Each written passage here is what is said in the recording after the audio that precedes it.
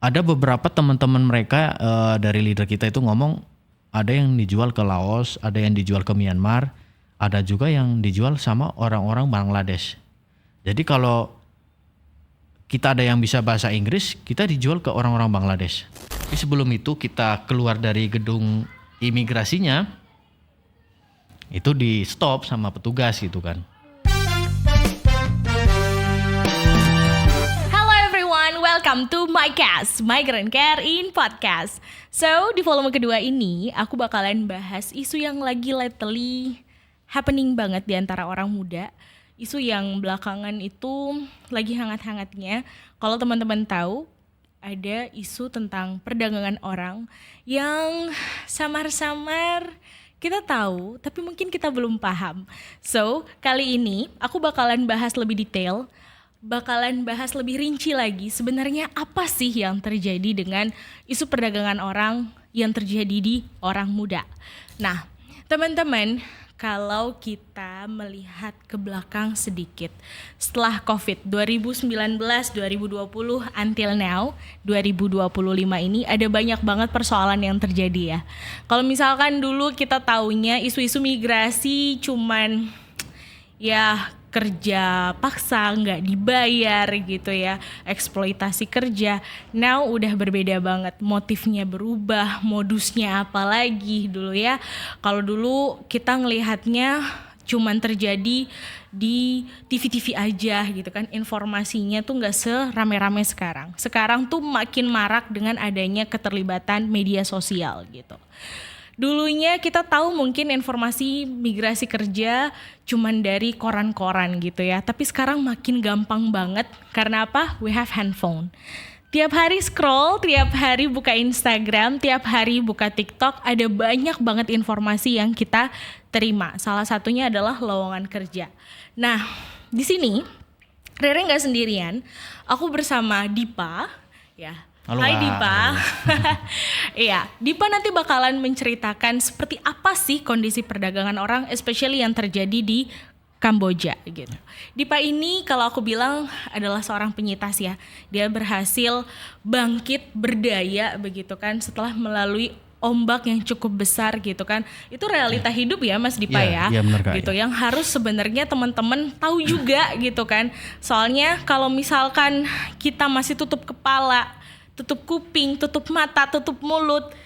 So, who's gonna tell it? Nah, Migrant Cast kali ini bakalan kasih tahu kamu semuanya gitu ya. So, nanti teman-teman bisa cek Migrant Cast bukan hanya di YouTube tapi juga ada di Spotify, di Instagram dan kanal sosial media lainnya. Don't forget to follow up gitu ya. Karena isu ini bakalan terus bergulir dan bakalan kasih informasi ter-up to date buat kalian semua. Nah, oke, Mas Dipa, kita langsung take down aja ya. Maksudnya aku mau nanya banyak hal banget karena informasi yang masuk ke kita tuh sangat-sangat banyak gitu kan. Kalau tiap hari kita scroll, kita buka Instagram, kita buka Facebook ya. Karena jangan bilang Gen Z nggak buka Facebook, tetap aku masih buka Facebook gitu. Nah, ada banyak banget lowongan kerja, ada banyak banget kesempatan kita untuk kerja ke luar negeri, tapi kita nggak tahu seperti apa sih gitu kan. Nah, Mas Dipa, kalau aku boleh tanya, sebagai seorang penyitas perdagangan orang, satu kata yang terlintas di dalam kepala Mas Dipa setelah mengalami persoalan itu, apa yang muncul? Menyeramkan mungkin ya Kak. Oke, menyeramkan. Aku bisa sih bayangin menyeramkan itu banyak ya gitu kan.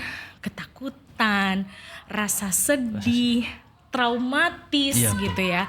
Itu tuh pasti muncul kalau misalkan ngomongin ketakutan. Gitu. Boleh nggak sih diceritain pertama kali tawaran kerja yang masuk ke Dipa terkait dengan kerja di luar negeri yang akhirnya membawa rasa ketakutan itu?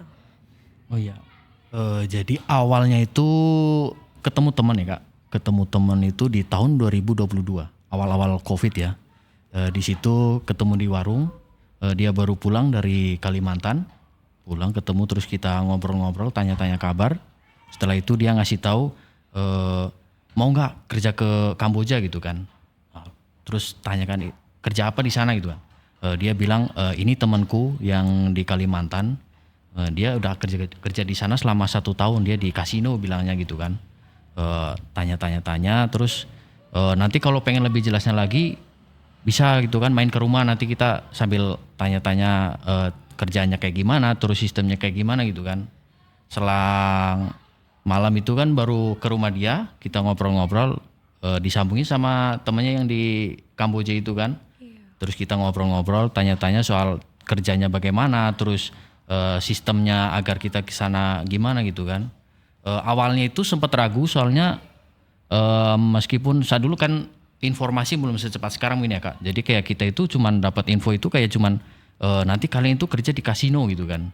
Kasino kan setahu pemahamanku itu kan hanya kayak ya mungkin meja judi ya bisa dibilang ya, kayak blackjack atau roulette dan sebagainya. Terus dia cuman menambahkan itu kayak mungkin nanti kalian itu pendidikannya mungkin yang kurang atau mungkin di bawah SMA atau SMK itu kalian bisa di bagian belakang di dapur ataupun nanti di depan untuk yang bagian pengantar makanan atau minuman untuk para tamu-tamu. Tapi tidak memungkiri kalau nanti kalian itu bisa juga di bagian kasir itu kan bilangnya. Nah dari pembicaraan kasir itu dia bilang kalau bisa kalian sambil belajar laptop ataupun di PC gitu kan, maksudnya kalau untuk pengetikan dan sebagainya itu jadi dia biar ada kemajuan gitu kan, namanya juga pekerjaan mungkin nggak mungkin kalau cuman di satu itu aja stuck gitu kan. Nah habis itu masih pikir-pikir gitu kan, awalnya itu dia udah mau berangkat gitu kan, cuman karena masih nunggu temen, terus posisi masih COVID kan belum bisa. Selang beberapa hari tanya lagi kan, terus sebelum itu juga ngobrol sama keluarga, ditawarin pekerjaan gini di Kamboja, katanya ada kerjaan. Terus disuruh kasih lihat dulu, maksudnya ini beneran atau enggak gitu kan, takutnya nanti pas nyampe sana penipuan atau sebagainya gitu. Nah pas ditelepon lagi dikasih lihat kalau kerjaannya itu ya ini, dia ngasih lihat emang di situ ada meja kasino, ada blackjacknya, ada mesin roulette itu dan sebagainya gitu kan. Terus sama pas di VC pun pas dia itu juga memang dia di situ. Di depan PC ya. Setahu kita kan dia bilangnya bagian kasir kan, oh mungkin dia bagian kasir atau mungkin bagian customer service kan gitu. Nah selang beberapa lama ya masih ada keraguan kan, soalnya kan ya namanya keluar negeri ya Kak, kita kan masih awam kan nggak tahu. Benar. Ya terus selang beberapa minggu ada satu lagi teman yang satu kampungan, oh dia mau ikut juga, dia kemarin kerja di Kalimantan terus pulang kan, ngobrol-ngobrol dia juga mau ikut gitu. Pas disambungin lagi tanya-tanya orang rumah yang kita punya keluarga itu, dia pernah bekerja di luar negeri kan. Kalau kerja di luar negeri itu sistemnya gimana sih gitu kan. Pas tanya-tanya itu ya kita harus punya paspor, visa, yaitu visa kerja dan sebagainya gitu kan. Gak hanya cuman itu, mungkin juga dari medical dan sebagainya untuk kesehatan kan. Pas kita tanyakan ke yang temannya di sana yang di Kamboja itu, ya memang seperti itu. Cuman kita poinnya itu di situ dia bilang itu visa turis. Awalnya visa turis itu kan.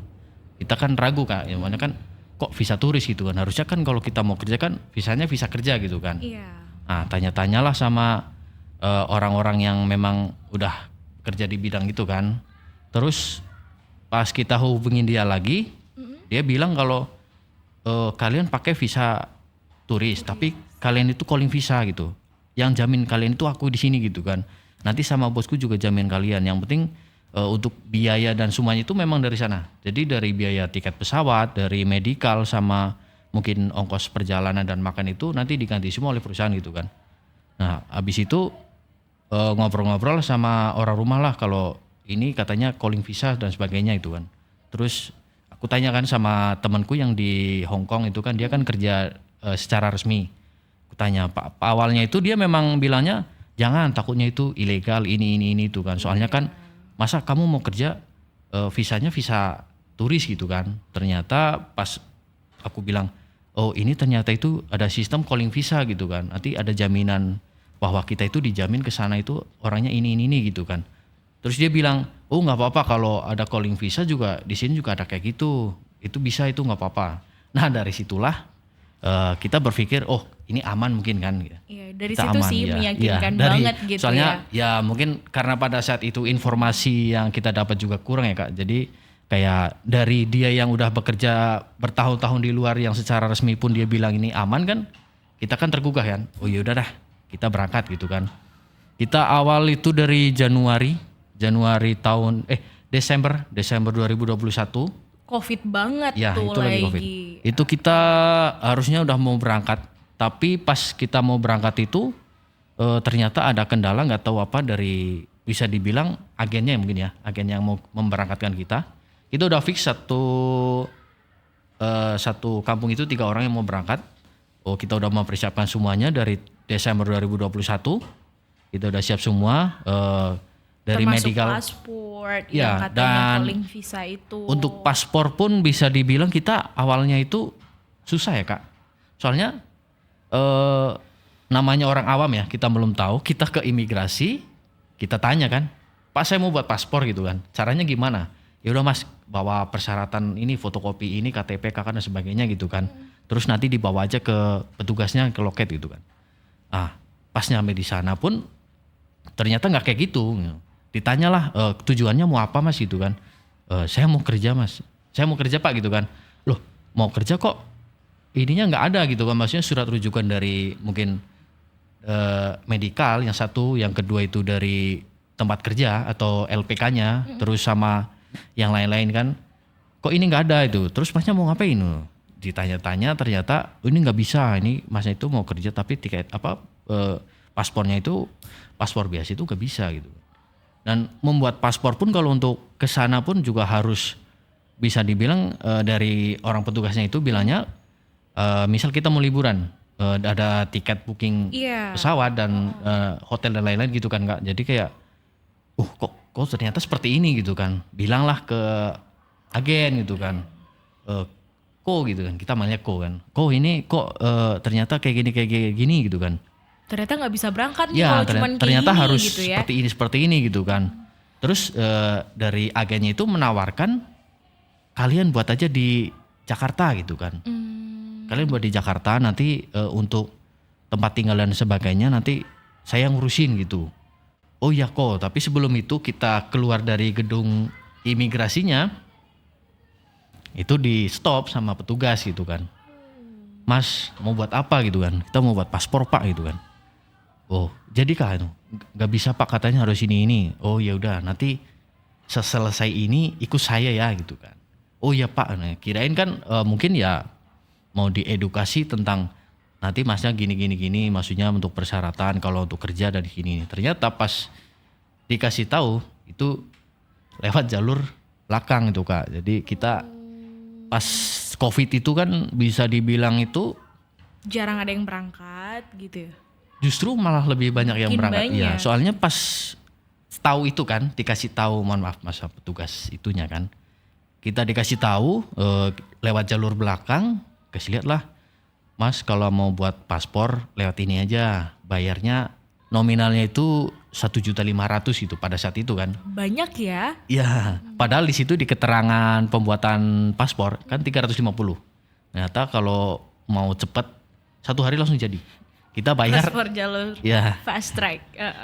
jadi itu 1 hari itu langsung jadi bayar satu orang 1.500.000. Oke. Nah setelah dikasih tahu seperti itu kan kita cuman kasih fotokopian yang kita udah siapkan, kita kasih ke orangnya. Terus nanti dia nggak tahu apa langsung ke kantornya. Tahu-tahu kita nanti dipanggil, tinggal foto sama cap jari dan sebagainya itu kan sama foto itu. Nah habis itu dari itu selesai dan untuk medikalnya pun bisa dibilang ya itu lagi Kak. I see. Ya jadi kan karena ya mungkin pada saat itu karena sedang COVID jadi mohon maaf mungkin perekonomian ya. Jadi kayak mereka itu kok jadi gampang kayak gini gitu. Soalnya yang tadi kembali lagi yang ke pembuatan paspor sedikit atau banyaknya justru banyak pembuatan paspor itu pas zaman itu tuh saya banyak gitu. Jadi kayak mereka yang mau ke Belanda, ke Inggris, terus kayak perempuan yang mau bekerja sebagai TKI atau apa, itu mereka kebanyakan itu dari luar kota semua.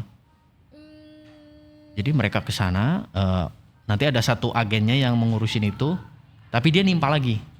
Iya. Jadi dia perempuan ini yang mau bekerja ke luar negeri, dia sama agen, tapi nanti nimpa lagi ke agen yang mau membuatan paspor ini gitu. Oh, jadi banyak subjek nih ya, Ya. nggak cuman satu pintu aja. Ya, jadi gitu. kayak kan duduk sebelahan kita sambil nunggu di jalur belakang itu tanya-tanya, ternyata yang dari Mbak itu tanya itu dia satu orang itu sekitar 3 juta gitu. Dia mau kerja ke Malaysia atau ke Singapura gitu. Pas Covid itu gitu. Jadi ya mungkin ya dari Iya seperti sih. itu sih Kak. Kalau aku ngelihat ceritanya juga sangat meyakinkan kan, karena dari nggak tahu apa-apa tapi mau nih Ya. dibantuin gitu kan, nanti tenang aja. Ya. Kalau kalian makan tinggal gitu ya, Ya. sama aku gitu. Terus juga Ya, jadi kan abis itu ya kita lanjut ya Kak. Maksudnya dari selesai pembuatan paspor sama medical check up dan lain-lain, sama yang terakhir yang pas saat itu kartu vaksin. ya Nah, sertifikat itu kan vaksin. kita harus suntik 3 kali. Yes. Nah itu pun kita nembak, Berarti nggak bener-bener disuntik? disuntik. Kita nembak jangka waktu. Misal harusnya kan suntik kan 2 bulan. Iya. Paling minimal 2 bulan, stabil 3 bulan. Jadi baru suntik 2 kali, Sinovac sama apa, yang ketiga itu baru selang 1 bulan, gara-gara dari agennya, ini kalian harus buat kartu vaksin dulu, soalnya nanti kalau mau lewat bandara harus ini gitu kan. Mau gak mau kita harus bilang kan ke temen, bisa dibilang, temen yang petugas itu kan, Iya. tolong dong suntik. gitu Suntik kan. lagi Ya gitu. suntik lagi nggak apa-apa gitu kan. Habis itu baru dapat itunya kan, barcode dan sebagainya kita buat. Dan selesai di Desember. Nah Januari, perkiraan Januari Berangkat. 2022 harusnya berangkat. Kita udah masuk grup sekitar 7 atau 8 orang. Ternyata itu harus diundur lagi. Oh. Karena ya mungkin karena kloter mungkin ya Kak. Karena pada saat itu bukan cuman kita yang kekurangan data, mungkin ada beberapa teman-teman lain yang satu angkatan itu, dia itu belum mengumpulkan yang lain nih. Cuman kayak untuk yang pertama ini, mohon maaf, maksudnya untuk biaya dari kita pembuatan paspor, untuk medical sama ongkos perjalanan yang di rumah itu, kita masih biaya pribadi. Jadi Oh. bisa dibilang karena ya kembali lagi karena pada saat itu COVID dan faktor ekonomi juga mungkin ya Kak. Karena di kampung, kalau di desa itu kan dari roda perekonomiannya kalau nggak dari buah-buahan mungkin dari sayur-sayuran akan kita bisa menjual gitu kan. Karena pada saat itu corona, jadi kita untuk penjualan dan sebagainya susah, ada pembatasan dan sebagainya, dan untuk lapangan pekerjaan pun susah gitu. Jadi kita nggak bisa mengandalkan hanya ini itu saja kan. Jadi pada saat itu untuk memenuhi biaya pembuatan ini dan itu kita berhutang gitu kan, dengan cara ya menggadaikan sepeda motor. Ada juga teman saya yang saat itu dia meminjam ke rentenir mungkin ya, bisa dibilang. Oh, pasti bunganya tinggi banget.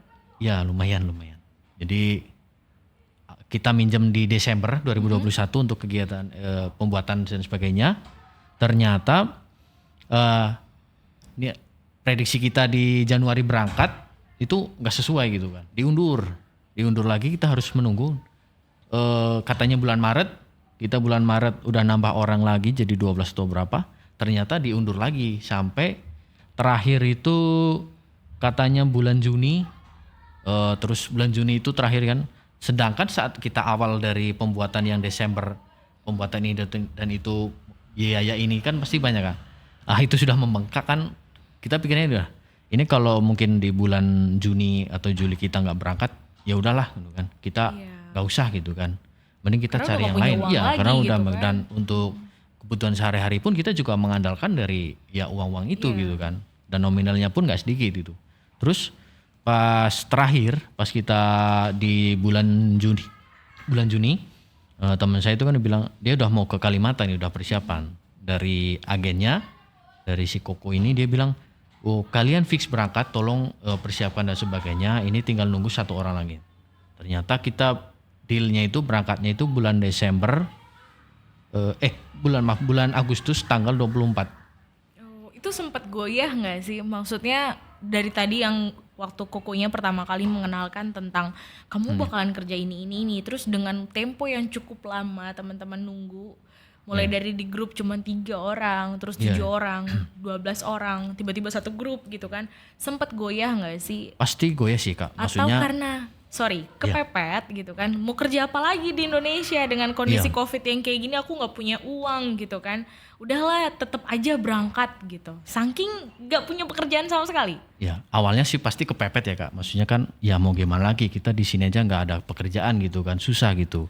Yang kedua pasti goyah, pasti iya, soalnya rumor itu kalau di kampung kan pasti cepat menyebar gitu ya Kak. Jadi kayak kita misal katanya mau keluar negeri, katanya mau ini kok masih di rumah gitu kan.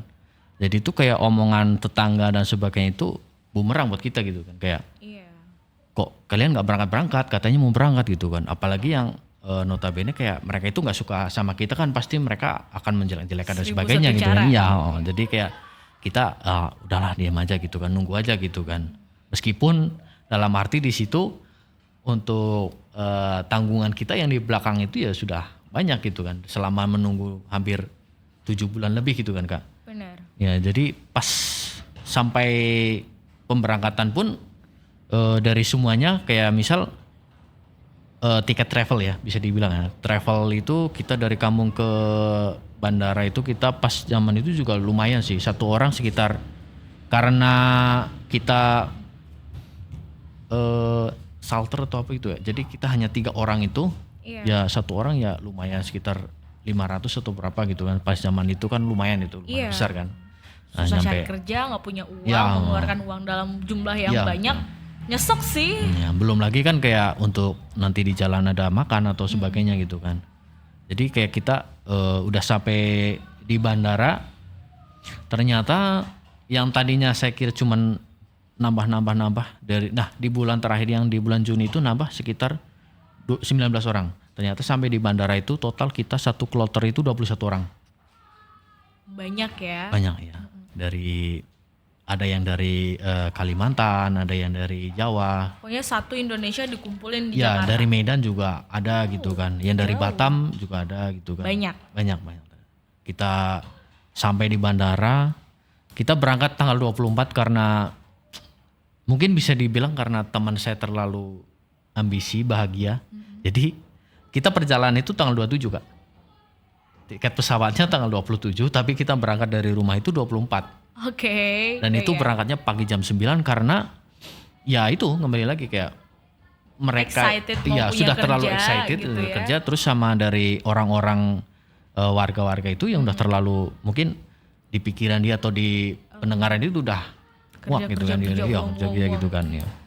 Jadi kita udah berangkat sampai sana, kita nginep pun di rumah travelnya itu kan secara langsung. Sampailah malamnya kita di sana jam 7 karena di jadwal itu kan kita jam 7. Baru sampai itu hanya 1-2 orang.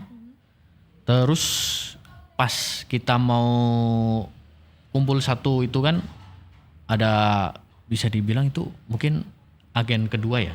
Kayak maksudnya totalnya 21 orang. 21 orang tapi dia satu orang itu yang jadi guide. ya dia ternyata masih muda juga cewek. Ternyata yaitu dia yang nanti kalian paspornya dikumpulin ke sini ya. Ya. Setelah itu Korlap lah ya, ya. koordinator lapangannya. Koordinator lapangan. jadi setelah kita paspor dikumpulkan semua, dikasih ke dia, jalanlah kita ke bagian melewati imigrasi gitu kan. Sampai di sana karena yang pertama yang ngasih itu kita masih jadi nggak tahu ya Kak, maksudnya untuk lewat itu apakah harus satu-satu atau apa, tapi pas disarankan itu di grup, kita ada grup itu kan yang 21 orang beserta 3 orang mungkin agen dan sebagainya itu, nanti paspor kalian ditumbuk 1 orang, nanti 1 orang menyerahkan gitu kan. Udah gitu kita mau lewat ke bagian imigrasi, terus kita dicegat sama petugasnya gitu kan, sama petugas digiring ke ruangan lain gitu kan. 1 orang itu yang cewek itu dia masuk, kita yang lain itu di luar, itu kurang lebih itu nunggu sekitar 1-2 jam. Nah, sedangkan kita menunggu itu, tiket pesawat kita, harusnya kita dari Jakarta ke Kuala Lumpur. Itu tinggal beberapa menit lagi gitu, sekitar 30 atau berapa. Ternyata nggak tahu apa gitu ya, mungkin ya udah ngobrol sama agen atau apa, yang tadinya kita harusnya nggak bisa berangkat, tapi ternyata kita dibolehkan untuk lewat gitu sama petugasnya I see. gitu. Setelah lewat kita sampai di pesawatnya, terus kita ke Kuala Lumpur. Pada saat itu nyampainya pagi sekitar jam 4 atau Jadi jam 5. flight pertama itu Jakarta Kuala Lumpur. Ya, Flight kedua Kuala Lumpur. Kuala Lumpur langsung ke Phnom Penh. Ya, langsung ke Phnom Penh Kamboja. Dan sampai sana pun bisa dibilang ya pasti kita ya bahagia gitu kan. Oh, ternyata kita beneran nih sampai di sini ya, langsung kerja gitu kan. Sangat Ya meyakinkan udah banget meyakinkan gitu. sekali gitu kan. Dan pas kita di bandara pun yang di Jakarta gitu, kita berangkat 21 orang ini.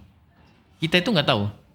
Jadi kayak bisa dibilang itu mungkin ada beberapa mereka yang pernah bekerja di situ, tapi mereka nggak mau bilang ke kita karena mungkin sudah dikasih tahu sama agennya gitu kan. Kalau takutnya kita yang awam itu, Ketakutan ya duluan. ternyata kalian tuh kerja di kayak gini. Takutnya dia tuh bilang kayak gitu, makanya kita disuruh diam gitu kan. Nah pas sampai di Phnom Penh pun, sampai di bandara sana itu ada satu orang, dia orang asli sananya, dia megang kertas, nggak tahu tulisannya apa, itu kan pakai tulisan sana gitu ya kan. Ya, terus dia bilang, dia menyebutkan nama ataupun dia menyebutkan itu kayak merek sebuah perusahaan atau apa itu kan. Nah teman saya yang cewek yang pertama itu dia langsung oh yes gitu kan. Dia suruh kita kumpulin paspornya, ya paspor. Itu ada di kita kasih itu kan ya, maksudnya ada bukti itu kan. Dikumpulin, kita nunggu selama 1-2 jam, baru kita disuruh keluar dari bandara Phnom Penh-nya, terus langsung dimasukkan ke taksi. Dari bandara Phnom Penh sekitar jam 4. Kita sampai di lokasi di Phoi Phet itu sekitar jam 8 malam. Jadi perjalanan sekitar 4 jaman gitu. Oke, itu belum tahu ya kalau Ya, kita belum tahu. seperti itu. Ya. Apa akan melakukan apa gitu ya. Ya. Masih sesuai dengan gambaran Ya, pertama masih di gambaran gitu kita ya. yang Masih pertama. sesuai dengan tawaran Ya, pertama ya. kalau kamu nanti bakalan kerja di sini ya, Ya. gitu. Dah. Dan dari kita Dari situ dari sadar pertama kali ternyata nggak gitu ya. Ternyata ini jauh dari ekspektasiku. Itu kapan? Setelah Oh, berapa ya. bulan kerja? Oh. Atau baru nyampe hari pertama tuh langsung ketahuan kalau ini tuh nggak sesuai sama apa yang dia bilang kemarin gitu. Oh, jadi kan pas kita ke taksi itu, kita langsung ke Phoi Phet, ke kota Phoi Phet, tujuan kita di situ. Sampailah di situ, kita masuk ke sebuah gedung sekitar ya mungkin 15 atau 17 lantai. Aku kira kan itu mes kita kan Kak. Iya. Ya, soalnya dari grup pun nanti kalian langsung ke mes ya gitu kan. Pasti kan pikirannya Apartemen nih, ya, gitu kan, hotel ya. bisa dibilang itu hotel kayak gitu. Terus sebelum kita sampai ke hotel itu, mes kita, sebelum itu kita lewat itu kayak bisa dibilang ya di sana oh ini ada tulisan Galaxy gitu kan. Mini Jadi, Las Vegas ya, gitu. ada Galaxy, ada macam-macam nama-nama, tapi di situ ada simbol-simbol untuk roulette ataupun judi-judi kasino dan sebagainya itu memang banyak. Perkiraan kita atau pandangan kita itu yang 3 orang ini kan satu mobil kan, Iya. sama satu itu dia anak Tangerang. Nah itu pikiran itu, oh mungkin kita kerjanya di sini gitu kan. Ternyata pas kita baru sampai paspor yang tadi itu langsung diambil sama JM-nya. Leadernya ngasih tahu kalian ya jadi kalian itu kerja di sini itu kasino tapi di online, bisa dibilang itu judi online gitu kan. Langsung pikiran kita itu kok judi online gitu kan, katanya kasino gitu kan. Ternyata ya kalian itu kerja di sini tuh di judi online kasino tapi sistemnya itu online gitu kan. Pas tahu seperti itu ada beberapa, satu ruangan itu kalau nggak salah itu ada sekitar 3, 4, 7, 8, 9 orang yang anak baru itu yang bareng sama saya itu ngobrol kan. Ada 3 atau 4 yang ya agak shock gitu Kak. Maksudnya kok Nggak di sesuai sini ya nggak ekspektasi sesuai banget gitu nih, kan. gitu. Pantas kita pas naik ke lantai 10 itu banyak sekali kayak anak-anak Indo juga yang mungkin udah bekerja lama di sana itu dia pakai baju tidur, ada yang masih pakai pakaian biasa, kira kan itu untuk mes dan sebagainya gitu kan. Mulai berasa nih ya, ini nggak sesuai ekspektasi ya kok banget itu nih, ya aneh gitu. ternyata pas dikasih tahu itu ternyata kita kerja di judi online gitu kan. Terus dikasih tahu lah untuk karena kalian udah terlanjur di sini, terus mau kalian gimana gitu kan. Karena kita kan ditanyakan satu-satu kan, kalian dapat info dari siapa gitu kan. Kita dapat info dari ini kok, dari temennya ini, dia kerja di sini, itu anaknya tadi yang di bawah gitu kan. Ya kan. Kita kan pernah ketemu pas awal itu. Terus oh ya, jadi itu kayak bisa dibilang itu dia nggak mau meluruskan atau apa, dia hanya ingin bertanya, oh udah gitu doang gitu kan. Terus habis itu ya dia ngasih pilihan, kalian mau pulang Atau tetap mau bertahan di sini? atau mau tetap bertahan di sini. Terus kan untuk memikirkan itu kalian dikasih waktu sekitar, kita dikasih waktu itu 30 menit itu kan, nanya-nanya itu kan. Gimana ini kan. Nah habis itu bilanglah leadernya, kalau kalian mau pulang, kalian itu harus mengganti biaya. Sih, berarti sudah ada bentuk ancaman gitu ya, udah ada bentuk Jadi untuk mengganti biaya seperti paspor, medical, tiket pesawat, bookingan hotel, karena di keterangan kita pas saat di bandara dari awal itu memang benar kalau di bookingan tiket pesawat dan untuk hotel pun ada semua, dan nama hotelnya pun di negara yang kita tuju pun itu ada, udah valid, memang benar ada. Cuman kan secara tidak langsung ternyata sistemnya jadi seperti ini gitu. Kita kayak semacam kok katanya kita biaya apa semua diganti, kok malah kayak gini gitu kan. Habis itu kalau kalian mau pulang ya terserah gitu kan, tapi itu kalian biaya ini plus itu di luar itu ternyata biayanya itu untuk mengganti kerugian itu 50 juta. Dan di tanda tangan kontrak pun di situ tertulis bahwa sekitar 50 juta kalau kita pengen pulang. Belum lagi nanti kalau kita pulang di luar biaya itu kayak semacam tiket pesawat sendiri, terus katanya di perbatasan antar negara itu kita harus bayar sendiri dan sebagainya gitu kan. Jadi total sekitar 10 juta gitu kan. Jadi kan ya mau gimana lagi gitu kan. Kita udah terlanjur tanda tangan kontrak sama teman-teman kan, itu 3 orang. Nah habis itu kan kita ke kamar kan, suruh rundingan terus gimana mau gimana. Itu teman saya yang 2 orang itu udah mau berantem gara-gara ya itu, maksudnya kok nggak sesuai ekspektasi. Katanya kita kerja di kasino, kok malah kita kerjanya di ini sih di judol, ini nggak sesuai banget. Udah mulai gitu. nih ya merasa nggak sesuai. Terus yang dijanjikan juga nggak ada. Iya betul. Kayak jadi teman saya itu yang satu yang bukan yang mengajak, yang dia memang mau sendiri itu dari awal kita di kampung pun udah bilang, nanti kalau semisal kita kita berangkat nyampe sana terus kita tidak sesuai ya nggak apa-apa, mau gimana lagi, karena itu udah memang kesadaran kita sendiri kita mau berangkat gitu. Tapi nyatanya pas sampai sana itu teman saya yang satu itu dia mungkin nggak terima dan sebagainya, jadi dia udah mau berantem gitu kan. Terus saya pisah, saya bilang kan ini udah keputusan kita bersama gitu. Kalau kiranya emang gak sesuai apa, ya udah kalau mau pulang pulang aja gitu kan. Tapi ya mau gimana lagi, kita udah terlanjur ke sini, kita udah harus ada tanggungan hutang yang banyak di rumah, mau nggak mau kita harus pertahankan gitu kan. Karena di perjanjian itu yang dan dibilang oleh JM dan leader itu kayak gini Kak. Jadi coba kalian masa training dulu. Masa training selama 3 bulan. Kalau selama 3 bulan kalian nggak betah, nanti kalian bisa dipulangkan. Itu awalnya. Jadi awalnya itu memang manis ya, mungkin bisa dibilang, jadi kalau kita kerja 3 bulan kan bisa dipulangkan lah, enak gitu kan. Ternyata pas kita sudah menjalankan pekerjaannya nggak seperti itu gitu kan. Jadi pas awal sampai selesai itu tadi kita pengurusan surat perjanjian kontrak dan sebagainya. Jadi kayak kita langsung nanti kalian kerja, fix kan, maksudnya dari 9 anak itu dia memang bekerja dan kita bekerja di bagian marketing. Oh, ya, sales lah bisa dibilang ya. Kita yang kerja ngajak orang ya. Ya, kita kerja di sales dan mohon maaf kita di 9 orang ini pun mungkin ya nggak ada background sama sekali. Mungkin ada 1-2 yang memang dia pernah bekerja, tapi dari beberapa kayak Bukan di bidang itu dan dia juga nggak tahu nggak mau tahu. ngapain. Kayak saya 3 orang itu kan awam sekali itu gimana caranya kerja marketing. Terus lagi teman kita satu itu yang satu ruangan itu dia itu baru lulus SMA.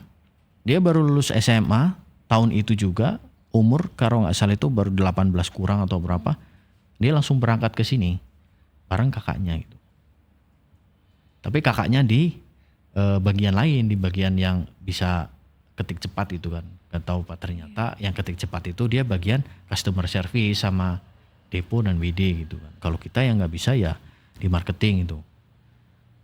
Terus selesai dikasih taulah kalau kalian kerjanya nanti di bagian marketing ya, nanti kalian diajarin caranya seperti ini. Pas kita mulai awal kerja itu ya masih enak, jadi kayak leader kita pun ngasih kalian mau minum apa gitu kan, nanti dibeliin es, atau kalian mau makan apa nanti dibeliin makanan. Tipu-tipunya Ya. gitu ya, semua apa Maksudnya- yang lo mau gue ada.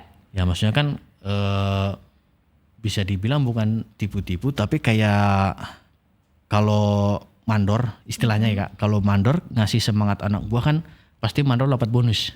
Nah seperti itu sih Kak, jadi kayak kita gimana caranya kita nyenengin anak buah dulu, nanti kalau dia udah seneng terus kerja bagus kan yang enak kita juga gitu kan.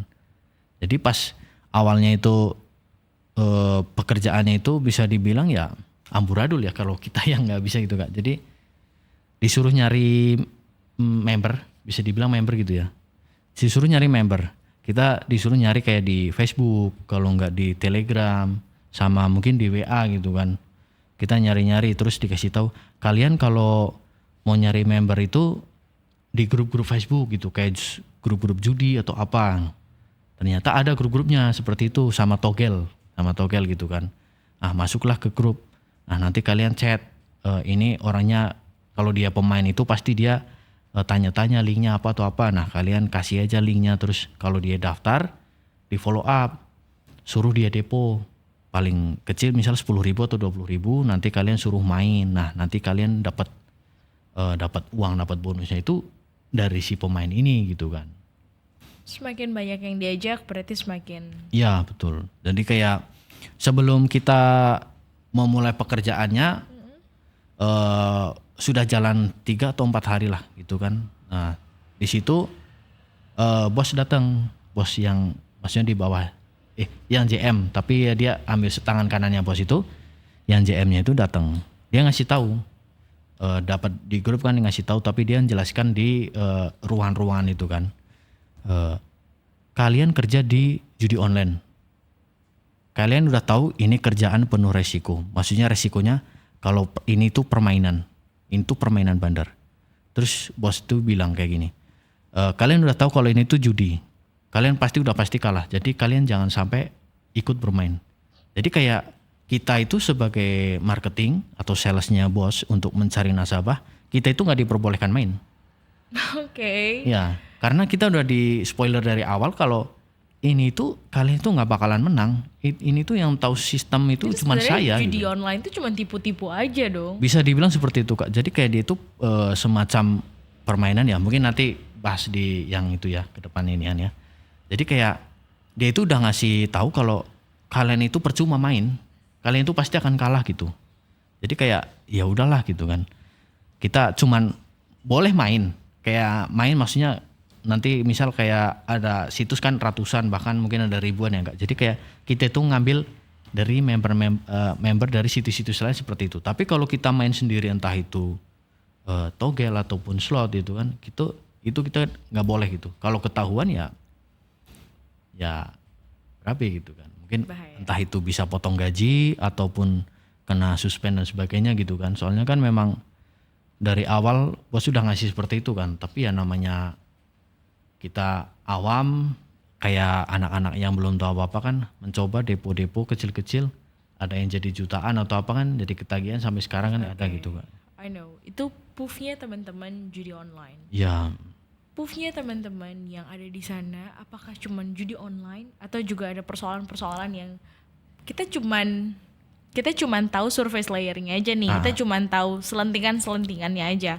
Apakah di Kamboja itu lebih parah lagi atau apa sih yang sebenarnya benar-benar terjadi di Kamboja?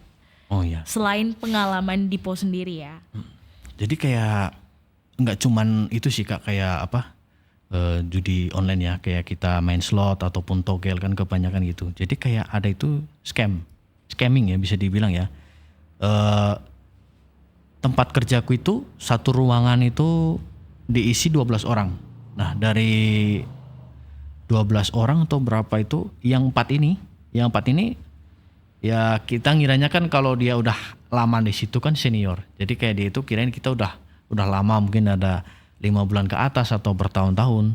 Ternyata setelah kita kerja bareng selama 1 minggu baru dikasih tahu sama leader kita gitu kan. Kalian mau tahu gitu kan. Kalian itu masih beruntung gitu. Kalian itu masih beruntung kerja di sini gitu. Itu depan orang kalian itu 4 orang itu mereka itu korban scamming gitu kan. Terus dijelasin lah korban scamming gimana gitu kok kan. Jadi mereka itu bekerja di situs scam. Jadi situs scamnya itu dia kolaps. Dia nggak bisa membayar mungkin entah itu sewa gedung ataupun tidak bisa membayar karyawan dan sebagainya karena tidak mendapatkan target. Jadi para pekerja scammingnya itu mereka itu dijual. Ada beberapa teman-teman mereka dari leader kita itu ngomong ada yang dijual ke Laos, ada yang dijual ke Myanmar, ada juga yang dijual sama orang-orang Bangladesh. Jadi kalau kita ada yang bisa bahasa Inggris, kita dijual ke orang-orang Bangladesh. Entah itu sama mungkin di scamming juga, tapi kayak lebih ke kok ini gini gitu kan. Terus kayak yang nggak bisa itu ya mereka itu cuman kayak pengalihan isunya kayak bilangnya nggak bisa gitu. Terus dari perusahaan kita, dari bosnya itu nebus mereka satu orang 40 juta. Jadi daripada mereka nanti dijual ke orang lain, ya itu kembali lagi karena teman ya. Mungkin dari teman dan saudara mereka udah terbiasa di sana, terus ada teman lagi yang mengajak kan. Dia tahu teman dia seperti ini, dia kasih tahu ke bos, baru ditebus seperti itu. Satu orang 40 juta gitu kan. Dan untuk ya dari awal kita sampai sana pun bisa dibilang saat boomingnya itu yang di rumah itu di Indo ya. Maksudnya di Indo itu kayak di Kamboja itu negara yang bisa dibilang itu untuk perdagangan manusia gitu kan. Kayak di berita-berita kayak orang diambil ginjal dan sebagainya. Dan itu memang terjadi? Iya seperti itu. Cuman pas kita berangkat tanggal 24, 25, 26. 26 itu kita belum apa-apa Kak. Kita belum tahu gitu kalau kan. Misalnya Kamboja itu seperti itu. Iya kita belum tahu. Selang kita ada komunikasi sama orang rumah itu setelah 1 minggu. Dan kita cek HP pun ternyata ada telepon masuk sama chat banyak dari keluarga itu ingin menanyakan kalian itu di sana gimana gitu kan.